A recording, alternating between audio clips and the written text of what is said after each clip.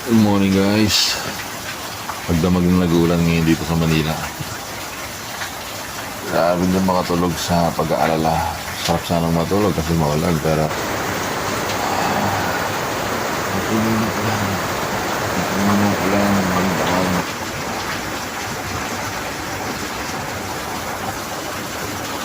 Ang naririnig nyo na yan ang sounds natin simula pa kaninang gabi. Halos hindi talaga siya tumitigil. Silipin natin. Hindi na natuyo ang mga basahan ko sa labas. Oras? 5:10. So kanina nagising na rin ako. Tignan natin ito ngayon. Mama. Kahit bumabagyo, tuloy pa rin ang buhay ng mga Pilipino. Lugar namin dito sa Calentong ay hindi siya binabaha yung kalsada. 7:10 na mga guys, pero ang ulan naman talaga naman. Ang panahon, parang madaling araw pa lang ng umaga. Parang 5:30 pa lang ng umaga. Tumitigil kanina mga 5:30. Pero ngayon bumalik na naman. Lakas pa rin. Mas malakas ang balik.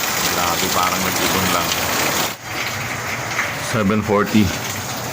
In-expect natin na gumaan ang ulan ay halo pang dumilim. Grabe. Tumigil lang ngayon ng konti, no? Pero mga guys, maulan pa rin talaga. 8:50, tumigil ang ulan. Ow! Pero baha na sa lahat ng kalsada, sa halos lahat ng kalsada. So sana tumigil nga siya para medyo humupa-hupa ang tubig at hindi na ganun ka-traffic sa daan. Pero mga guys, ay mag-MRT tayo.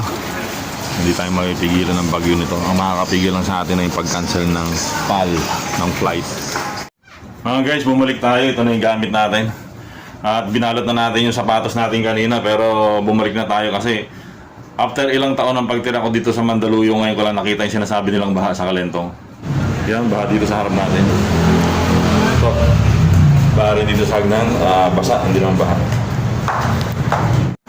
Ito kasi guys yung kalsada na tinitingnan natin sa taas, no? Wala siyang baha. Pero after, yun nga, pagdating ko doon, wala na.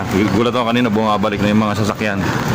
Kaya naman pala, ay abot na hanggang baywang ang tubig baha doon. Yan, makikita nyo, bumabalik na itong mga motor.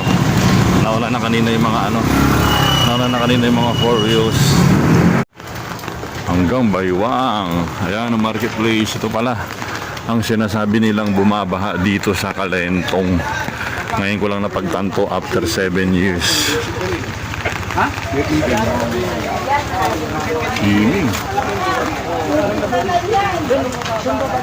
Parang Vicente Cruz din. Grabe. Pati dito wala talagang sasakyan. Talagang walang sasakyan.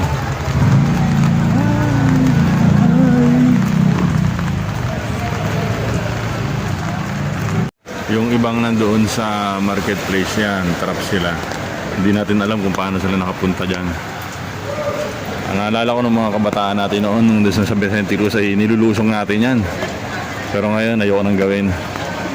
So far, wala namang pasok ngayon sa gobyerno. Kaya ito, mag-obserba na lang muna tayo ng mga bahang lugar. After 7 years ko lang talaga nalaman. Kasi doon nga sa harap namin, no, kung mapapansin yung mga guys ay wala namang baha. Yung pala dito pa rin sinasabi nila, totoo nga. So hanggang daw to, GRU, wala pasok yung mga taga GRU kung may klase. Kaya sila natin lumusong na, no choice is kundi lumusong sa trabaho kapag may pasok ka pa. Ganito kami noon ni Mrs. nung nasa ospital kami, kapag ikaw naka-duty, naku po, hindi ka pwedeng basta-basta mag-leave. Talaga naman pasok kung pasok. Makakasalaw mo mga ipis sa baha. Ganun talaga ang public servant. Yan, grabe, kawawa. Kaya pala wala talagang sasakyan, no way. Buong magdamag ko pa namang inisip na mag-MRT na lang ako. Yung pala, wala rin. Ayun, buhay na naman ng mga pedicab driver natin yan. Si ate papasok niya sa trabaho kaya sumakay na sa ganyan.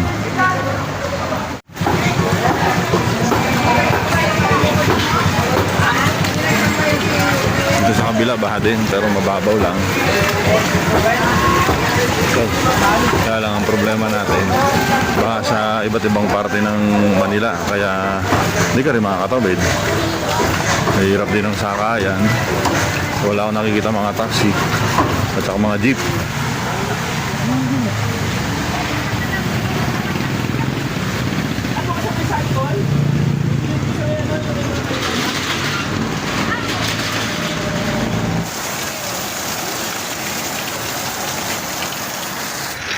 Ayun mga guys, baha na nga talaga.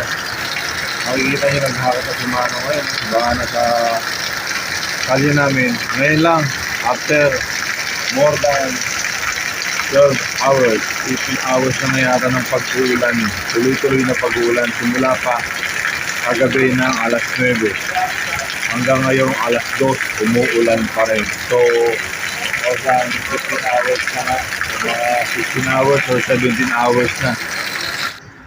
As of 3:15 ng hapon mga guys, ayan, tumila na ang ulan. Pero, syempre, ang baha talaga dito. Doon, lalo na doon sa dulo. Stranded yung mga tao sa marketplace. Ayan, lumulusong na yan sila. Dito sa kabila. Baha rin. Almost 18 hours na pag-uulan. Ngayon lang humawa ng ganyan. At maghapon siya kahapon na talagang ang dilim niya. Sobrang dilim. Ngayon mo lang makikita ang gumagapang ang ulap. At medyo nagkaroon ng liwanag sa langit. Grabe, delikadong lumabas ngayon dahil sa leptospirosis. Stay at home lang tayo.